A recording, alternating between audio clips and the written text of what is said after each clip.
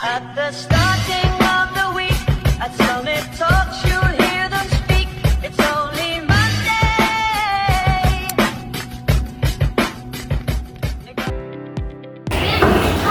Assalamualaikum. Waalaikumsalam warahmatullahi wabarakatuh. Selamat pagi anak-anak. Pagi, Bu. Bagaimana kabarnya semua hari ini?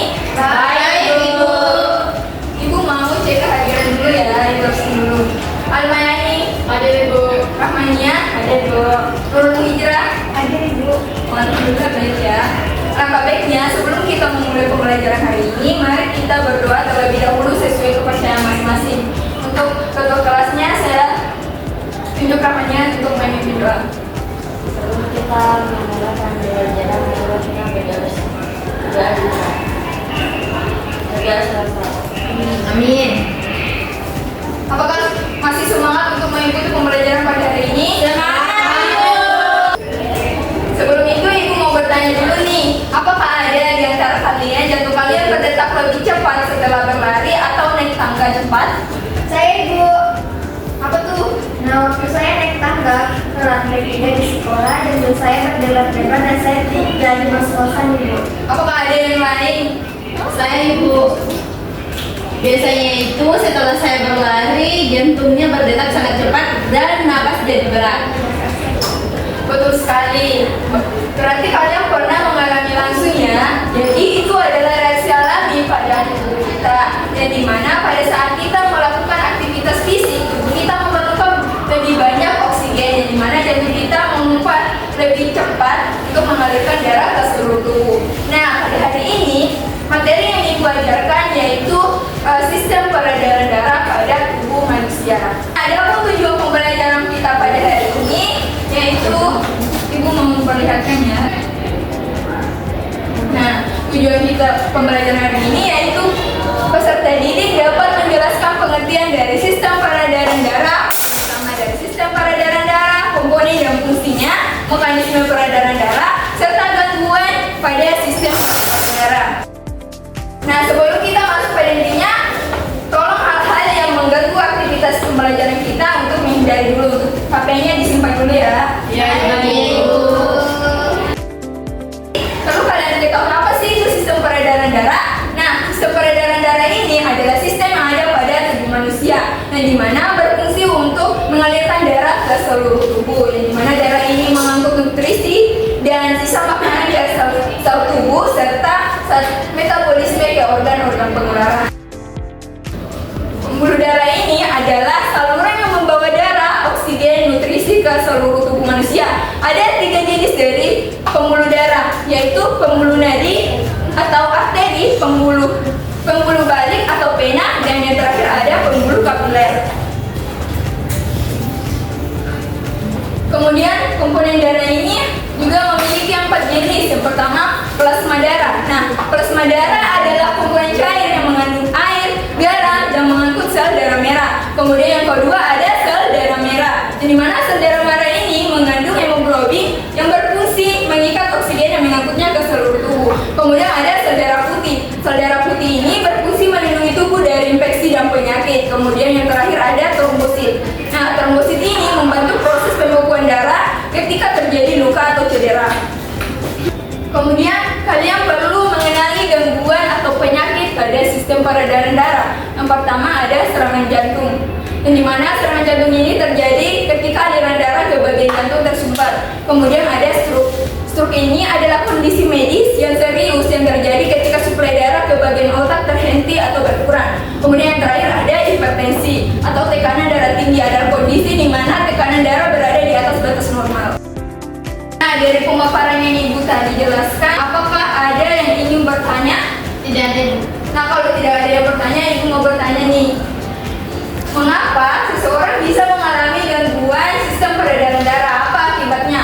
Ada yang salah satu kalian menjawab pertanyaannya. Ada, Ibu. Yang sebelah kamu ada.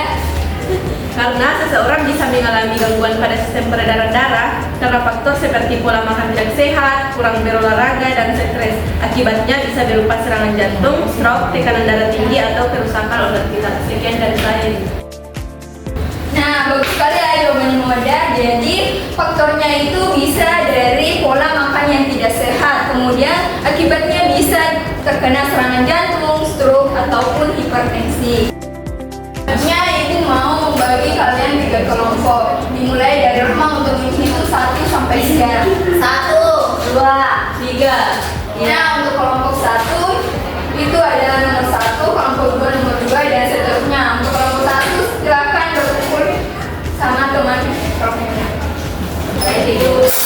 Nah, ibu akan memberikan LKPD untuk kita selesai.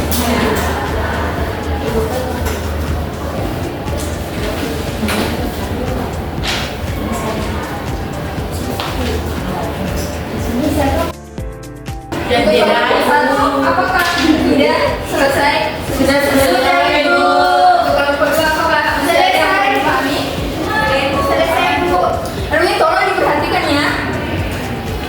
Apakah masih ada yang kurang dipahami dari penjelasan instruksi tugas ibu yang berikan? Paham, Bu. Silakan untuk kelompok 1 mempresentasikan hasil diskusi kelompoknya. Diskusi dari kelompok 1 yaitu serangan jantung, di mana serangan jantung ini terjadi ketika aliran darah ke bagian jantung tersumbat. Biasanya karena penumpukan plak, lemak, kolesterol dan zat lainnya dan di pembuluh darah arteri koroner. Untuk kelompok 2, Nah, baik Ibu, kami memilih definisi adalah stroke, stroke.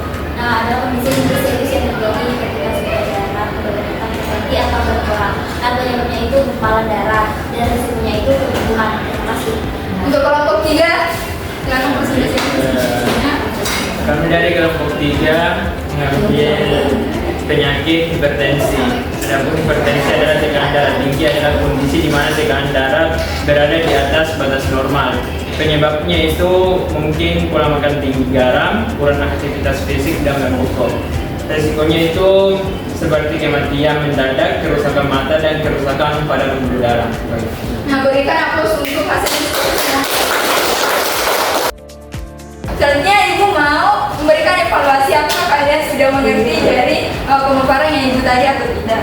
Nah, evaluasinya saya akan memperlihatkan di layar ya. Ya, Ibu. Untuk evaluasinya kalian mempersiapkan alat tulis untuk menjawab latihan kuis dari di atas. Saya berikan waktu 5 menit untuk menjawabnya. Baik Ibu. Baik, Ibu. Apakah kalian sudah? Sudah, Ibu.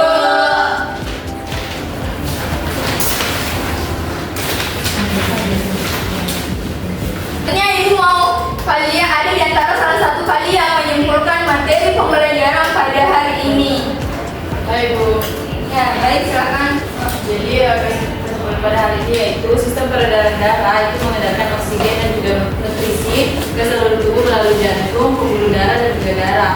Peredaran darah itu terbagi menjadi 2, peredaran darah kecil dan juga besar. Komponen darah terdapat plasma darah, sel darah merah, sel darah putih dan juga trombosit. Gangguannya itu bisa menyebabkan penyakit seperti serangan jantung, stroke ataupun hipertensi. Nah, terima kasih Alma.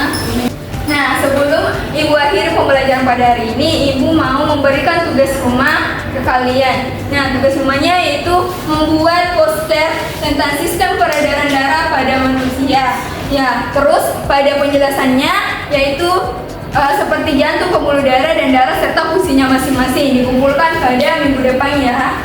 Iya, Ibu. Dikerja per kelompok sesuai dengan kelompok yang ibu berikan tadi. Untuk pertemuan selanjutnya, ibu akan membahas materi lanjut tentang cara mencegah gangguan sistem peredaran darah. Nah, jangan lupa untuk membaca buku paketnya pada halaman 88 sampai 93 ya. Baik, Ibu. Nah, kalian pada hari ini sangat aktif untuk melakukan proses pembelajaran. Tetap pertahankan keaktifannya. Baik. Baik, Ibu. Iya, Ibu. Nah, waktunya sudah menunjukkan akhir pembelajaran. Sebelum pulang, ibu mau ada di antara salah satu kalian membaca doa pulang. Kalian saya untuk membaca doa pulang. Baik, sebelum kita pulang ada baiknya kita berdoa terlebih dahulu. Doa ibu. Doa selesai. Amin. Saya akhiri pembelajaran ini dan mengucapkan alhamdulillahirabbil alamin. Assalamualaikum warahmatullahi wabarakatuh. Sampai jumpa di pertemuan berikutnya.